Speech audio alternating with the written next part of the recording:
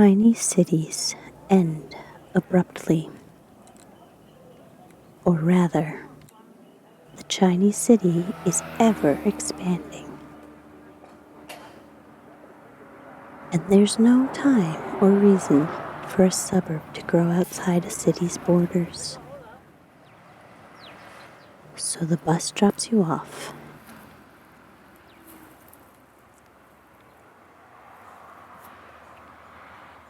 And it's just countryside.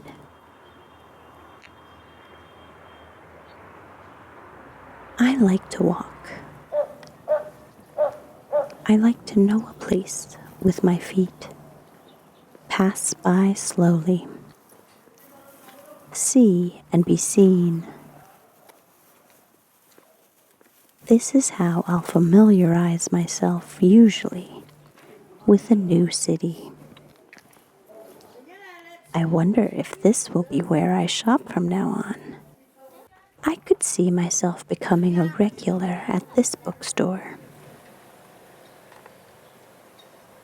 This park is a nice spot for running. Or picnics. You can see the person you want to become just by moving through the space.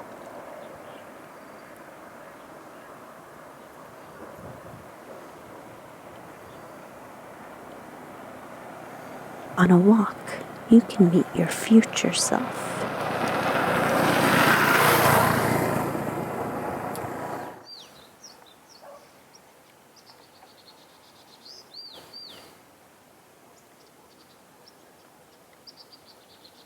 Now is as good a time as any to tell you that in 2015, the time of this ramble, about 40% of China's population was rural.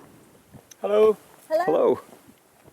That's down from 80% in the 1980s. According to the American CIA World Factbook. Luzhou, in the scheme of things, is pretty small. Only 1 million people live in the city proper.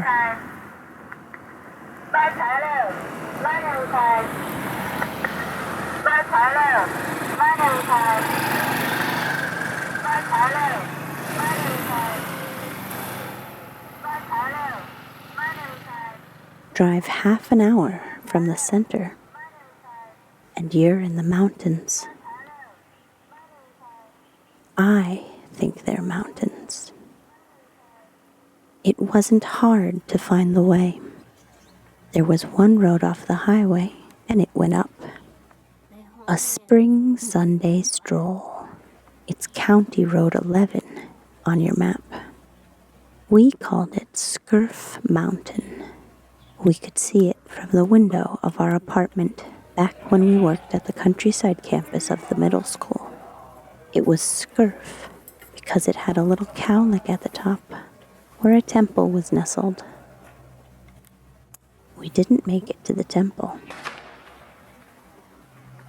And I say mountain because my homeland is completely flat.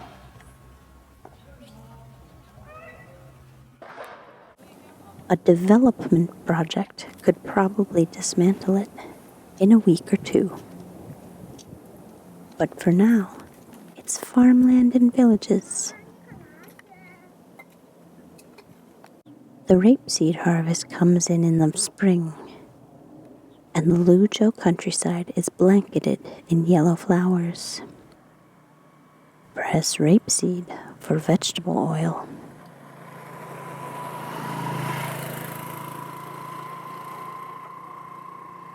There's rice and other crops too. Farmer's gonna farm. Oh, they're so cute.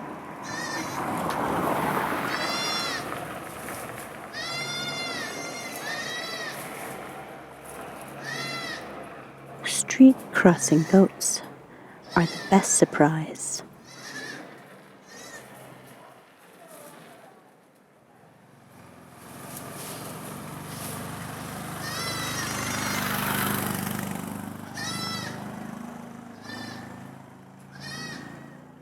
There is no better signifier that you're in a picturesque rural scene.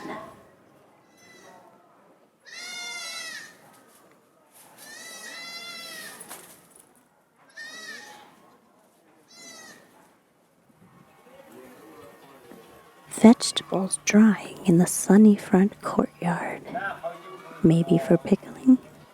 This is not exclusively a countryside thing. Or maybe the countryside still finds its way into the city somehow, too. Whatever the weather, in many open spaces near urban us, if there aren't dancing ladies in it, there are beans and leaves drying in the sun. Our students told us they by far preferred country to city when we polled them on it. The countryside is peaceful, they said. The air is fresh. The city is not those things. And we found it disarmingly quiet. There was singular noise from time to time.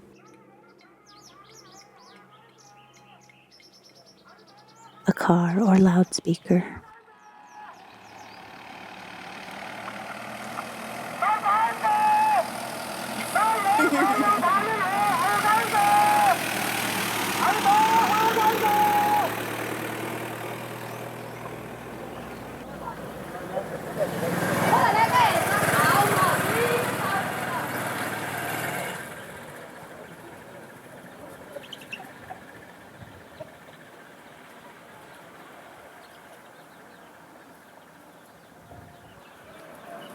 Chicken clucks, duck quacks, human laughter,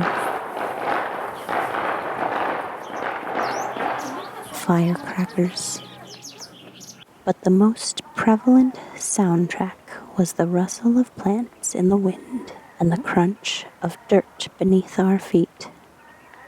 We mostly opted not to break the silence and walked on without words.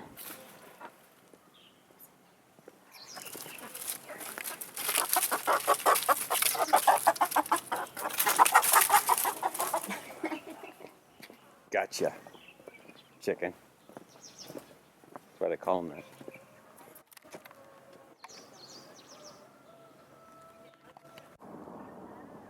A walk in the sunshine with a beautiful view is a powerful thing. The ugly city loomed behind us, its distant imperfection only improving our immediate surroundings.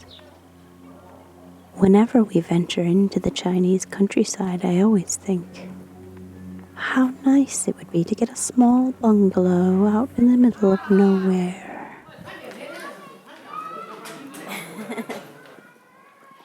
It's easy to forget the small hometown I fled for China, and the fact that I really dislike duck poop.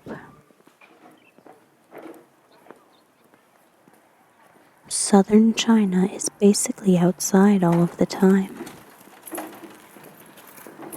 even more so in the countryside.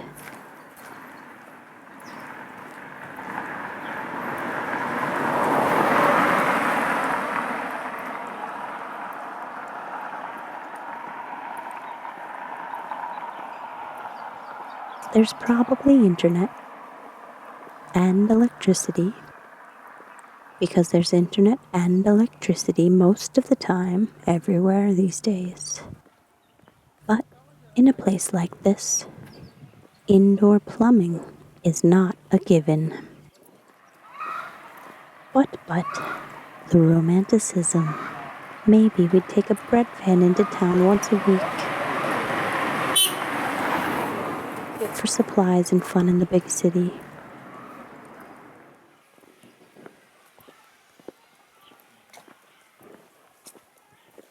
But mostly, we'd spend our pastoral days making arts in the backyard, overlooking rolling fields and listening to the idyllic breezes. Never mind that Luzhou is made of rainy season. The dreams of a gentrifier. On a wander with no destination, we stuck to the path. Even in the city, what looks like a side street can very quickly turn into someone's living room. There was regular, scant traffic up and down the mountain. There's a big business in ferrying people on motorbikes, goods in bread vans. The bread van is not a bakery delivery vehicle. It's a Chinese style of van that is shaped like a loaf of bread. 面包车 bread van. That's what they call it. It's the cargo transport of choice in most of China. People were surprised to see us on good old County Road 11. It's not a destination. It's not deep country either. Residents go into the city every day for work and school. We saw with our own eyes rush hours at the highway bus stop at the base of the hill, where a scrum of unofficial taxi motorbikes waiting to bring commuters on the last leg of their trip home.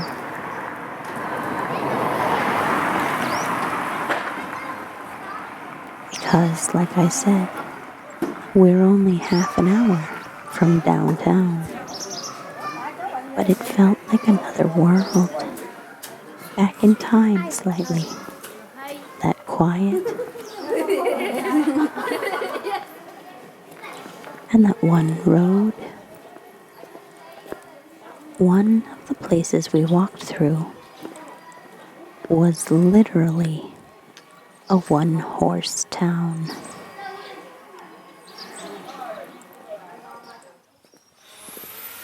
It was definitely always China out. Is the kid doing homework? The only businesses open in the villages were tea shops and mahjong parlors. That's what you do with your Sunday afternoon, city or country. Here, we stuck out, more so than usual. But everyone was friendly. Some even said hello in English.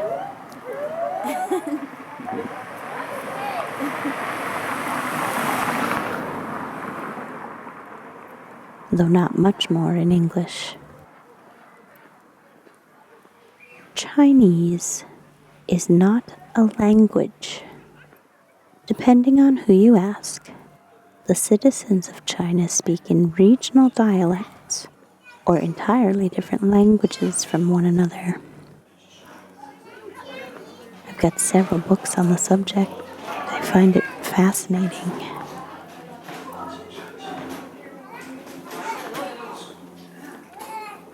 But all you need to know is that the Luzhou Hua, the locals speak, and the Putong Hua, I study, are related but different. We can have conversations, but it's always helpful if there's a younger person around, conversant in both idioms. I'm telling these kids that we're from America. Older brother is explaining to younger brother that means we are foreigners. I don't really know if they're brothers. In fact, they probably aren't. But in Luzhou, it's custom to refer to one another with familial relationships, even sometimes when you don't know each other very well. All my students are Mei and Didi, little sister and little brother. I've recently gone from older sister to auntie, as in say hello to auntie, which is the equivalent of going from miss to ma'am. I say we had no destination, but we were looking, as always, for a restaurant, a nice place to sit and watch others come and go, while we had something to munch, our preferred pastime. We found a convenience store where a bunch of the town ladies had gathered to eat sunflower seeds and gab, so we grabbed a bench and joined them.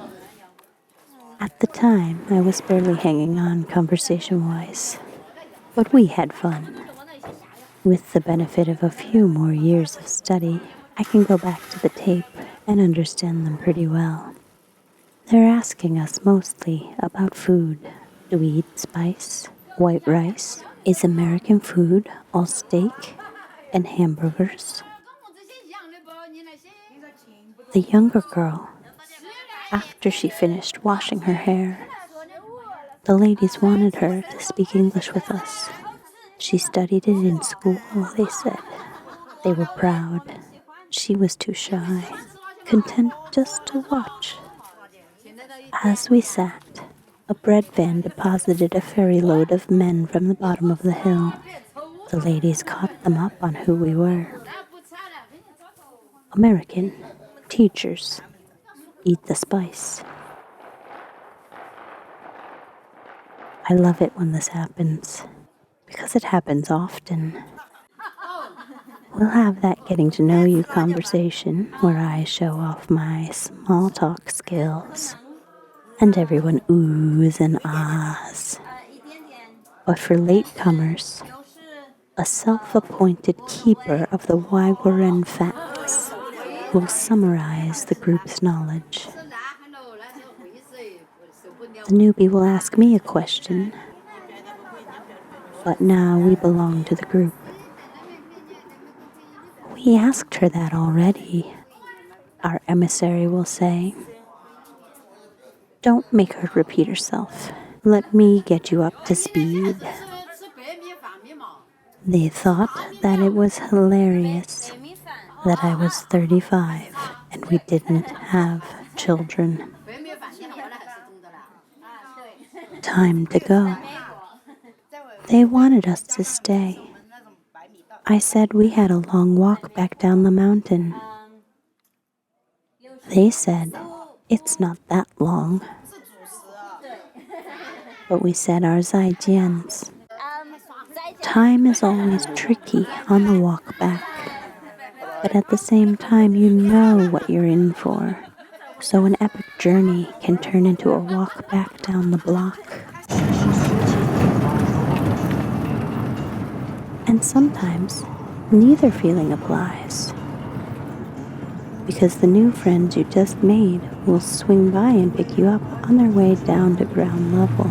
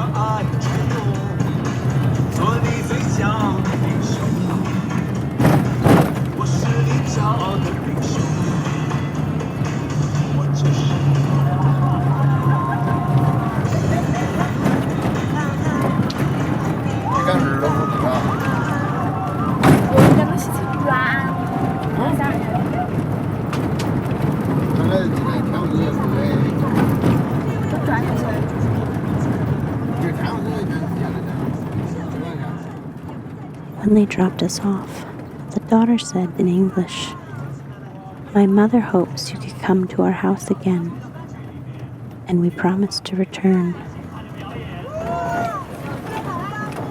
It is one of my life's true great regrets that we didn't. Instead, we moved to another province for 10 months, which is another story for another time. But life is long, and the scurf still rises. We've both still got legs, and There's a bus that goes up there now. 这是老师眼儿是不是？